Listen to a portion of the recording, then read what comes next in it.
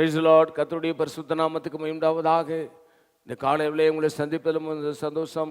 ஏசாயா 53:12 வாசிப்போம். அநேகரை அவருக்கு பங்காக கொடுத்தார். ஏசாயா 53:12 சொல்லுகிறது, அநேகரை அவருக்கு பங்காக கொடுத்தாராம். இயேசு இரவு நேரங்களிலே அவரை சிலுவையில் அடிப்பதற்கு பிடிக்கப்பட்டு போக வேண்டும். அவரை ராயன் விசாரிக்க வேண்டும், ஏரோது விசாரிக்க வேண்டும், அண்ணா காய்பா விசாரிக்க வேண்டும், பிலாத்து விசாரிக்க வேண்டும் என்று சொல்லி அதெல்லாம் தேவ திட்டமாக இருந்தது. கவனிங்க. ஆகவே அவர் ஒவ்வொன்றையும் விசாரித்து அதுக்கு பிறகு அவரை சிலுவையில் அடித்தார்கள். சிலுவையிலே அவரை காயப்படுத்தினார்கள். அவர் இரத்தம் சிந்தினார், மரித்தார், உயிரோடு எழும்பினார். இதெல்லாம் எதற்காக என்று சொன்னால், உங்களையும் என்னையும் ஆதாயப்படுத்திக் கொள்வதற்காக.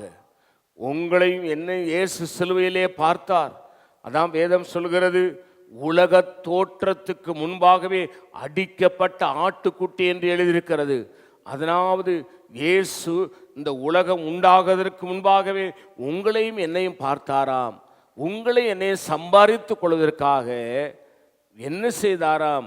அநேகரை ஆதாயப்படுத்திக் கொள்வதற்காக இயேசு மரணத்தை ருசித்தார், மரணத்துக்கு ஒப்பு கொடுத்தார், பாடுகளுக்கு ஒப்பு கொடுத்தார். இந்த காலை வேளையிலே நீங்களும் நானும் ரட்சிக்கப்பட வேண்டும் என்று தேவ திட்டமாக இருக்கிற இந்த காலை வறுமை கேட்டுக்கொண்டிருக்க தேவ பிள்ளையே, நீ மனம் திரும்பாததால் மனம் திரும்பு, ரட்சிக்கப்படாததால் ரட்சிக்கப்படு, ஞானஸ்தானமிக்கா இருந்தால் ஞானஸ்தானம் எடு, பரிசுத்தாவின் அபிஷேகத்தை பெற அபிஷேகத்தை பெற்றுக்கொள், கிறிஸ்துவின் பிள்ளையாய் மாறு, நீ ஆசீர்வாதமாய் இருப்பாய், நித்திய ஜீவனை பெற்றுக்கொள்வாய். நான் உனக்காக ஜெபிக்கிறேன்.